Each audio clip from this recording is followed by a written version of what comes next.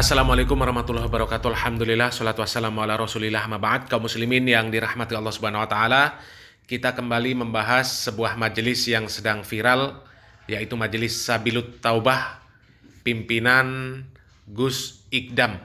Dan kali ini kami mendapatkan sebuah video di media sosial Facebook, di mana video tersebut sedang mengomentari komentar Heri Pras terhadap majelis yang ada di dalamnya kemaksiatan. Majelisnya Gus Ikdam, di mana di dalamnya ada biduan yang bernyanyi berjoget-joget di tengah jamaah bapak-bapak. Dan sebelum kita membahas lebih lanjut, kita simak dulu videonya dan kita perhatikan juga caption-caption yang ada di dalam video tersebut. Apabila ada seorang muslim yang mengadakan acara dangdutan, biduan-biduan dengan berpakaian seksi, nari, joget, vulgar, dan di situ ada laki-laki di bawahnya, subhanallah, subhanallah, itu adalah sebuah kemaksiatan yang nyata. Dan kita sebagai umat muslim di sini tidak boleh mencampur adukkan di antara pembahasan akidah, pengajian, dan diiringi oleh dangdut. Jadi sejernih-jernih apapun air putih, air mineral itu, apabila dicampur dengan kotoran, maka itu sudah tidak bisa disebut dengan murni lagi. Tapi di situ Pak. Kula Heru Pak, Heru Santoso. Saya winginane kota lewat jenengan dekangane kelenteng Pak hadir. Wah, lah iki genge parkiran kene to. Nggih Pak, Sukoharjo Pak. Ya, kula iki ceritane ngene, Pak Dan mangan bebek. Nyen duwe tato to? Nggih Pak. Nah, ini punya tato ini. Lah, contohnya ngene-ngene iki lho. Sing melok aku kan wong ngene-ngene iki, nggih to. Lah ngeten iki nyen nate majelisan, Pak. Pak Heru. Nggih, tasih sepindah iki Pak, alhamdulillah. Nggih. Ngene iki dirungokne, sing biasane sok-sok ngritik, sok-sok iso nih rungokno ngene iki. Kula jenenge tanglet kali panjenengan. Ngeten Gus. Pak Heru, ha. Kula keri-keri niki nggih sembayang. Terus lah enten malih niku tiang. Kowe iki tatoan, penggamu ngombe karo ngepil. Apa diterima karo sing Gusti Allah? Terusan kula jawab, awakmu ngomong ngono kuwi apa setahun ning Mekah? Sesuk jawaban ngene.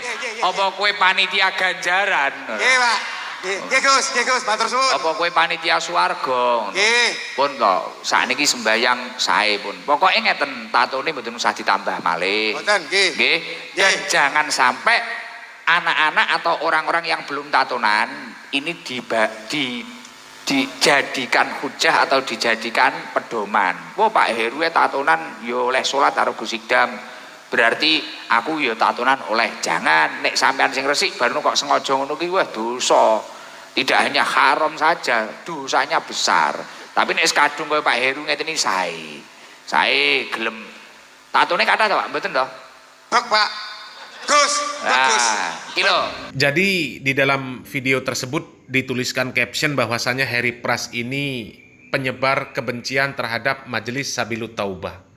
Memang resiko dakwah itu memang begitu kaum muslimin. Ketika banyak orang yang tenggelam di dalam nikmatnya kemaksiatan, kemudian kita berusaha mengingatkan mereka, memperbaiki mereka, menasihati mereka, mengkritik mereka, justru kitalah yang akan diserang. Karena kita pada saat itu melawan arus kebanyakan. Jadi seolah-olah kitalah yang salah, kita yang memecah belah, kita yang memfitnah, menebar kebencian dan sebagainya. Nabi Muhammad SAW dahulu juga mengalami yang seperti itu. Jadi itu bukan sesuatu yang mengherankan. Padahal kalau kami lihat apa yang disampaikan oleh Heri Pras itu benar.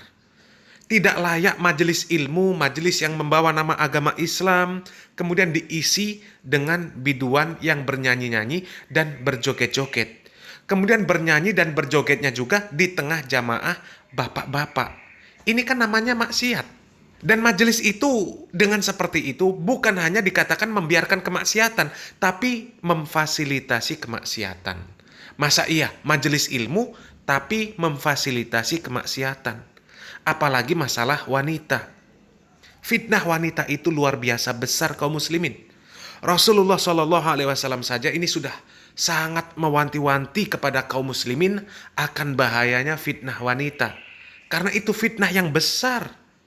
Tapi ini Gus Ikdam kok berani-beraninya memfasilitasi biduanita untuk bernyanyi dan berjoget-joget di hadapan jamaah bapak-bapak. Kan ini parah namanya. Dan untuk para pendukung, jangan cari-cari alasan untuk membenarkan yang seperti itu. Apalagi alasannya hanya karena mereka ini mayoritas yang datang orang-orang yang pertama majelisan. Orang yang pertama baru mau belajar, baru mau ngaji. Kemudian dibolehkan bermaksiat di dalam majelis tersebut. Justru itu salah. Seharusnya kesan pertama di majelis itu, mereka ini harus jauh dari kemaksiatan. Jauh dari maksiat yang biasa mereka lakukan. Bukan di dalam majelis tersebut justru difasilitasi mereka untuk bermaksiat seperti di luar majelis. Kalau di luar majelis mereka masih bermaksiat, itu urusan mereka. Tapi di majelis harus dibuat peraturan bahwasanya wajib mereka mengikuti aturan majelis. Di dalam majelis tidak boleh melakukan kemaksiatan. Apakah itu bentuk perbuatan ataupun perkataan. Ya. Jadi bermajelis yang seperti itu, yang dicari itu sebenarnya ilmu. Untuk mengajak mereka supaya selamat. Mengajak mereka supaya mencari ridho Allah Subhanahu wa Ta'ala. Dan mustahil ilmu, keselamatan, kemudian ridho Allah didapatkan dengan cara kemaksiatan. Itu mustahil. Mustahil. Dan majelis yang seperti itu, kalaupun ada manfaatnya, maka mudorotnya akan lebih besar. Lebih besar. Lihat saja komentar-komentar dari simpatisan majelis yang seperti itu ketika diberikan kritik. Sama sekali mereka tidak menunjukkan bekas ilmu yang didapat di majelis tersebut. Mereka tetap kasar. Dan satu lagi yang harus diperhatikan, bahwasanya poin yang menjadi kritikan dari Harry Pras sebenarnya adalah kasus di mana di majelis tersebut seorang biduan difasilitasi untuk bernyanyi, untuk berjoget-joget di tengah jamaah bapak-bapak. Jadi mengkritik poin tersebut bukan berarti Harry Pras ini sudah mengkritik secara keseluruhan. Bukan mengeneralisir bahwasanya majelis Gus Ikdam ini seluruhnya isinya keburukan. Bukan. Jadi pandai-pandailah mencerna sebuah permasalahan. Dan terakhir kami sampaikan bahwasanya ada sebuah syair yang sangat indah dari Abu Atiyah. Yang beliau ini hidup di zaman kekhalifahan Harun ar-Rasyid. Beliau memberikan syair ini kepada Khalifah Harun ar-Rasyid. Beliau mengatakan, La ta'manil mauta fi torfin wala nafasin, wa intastarta bil hujjabi wal harosi.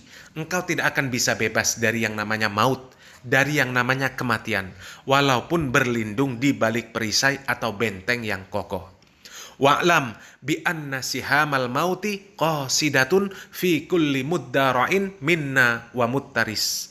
Ketahuilah bahwasanya panah kematian itu pastilah datang kepada siapapun meskipun dia berlindung di balik perisai atau benteng yang kokoh. Ma balu dinika tardo antu dan nisah wasaubukat dahro maghsulun minad danas. Akankah engkau ridho mengotori agamamu sementara bajumu senantiasa dibersihkan? Tarjun najata walam tasluk masalikaha. Innas safinata la tajri alal yabasi.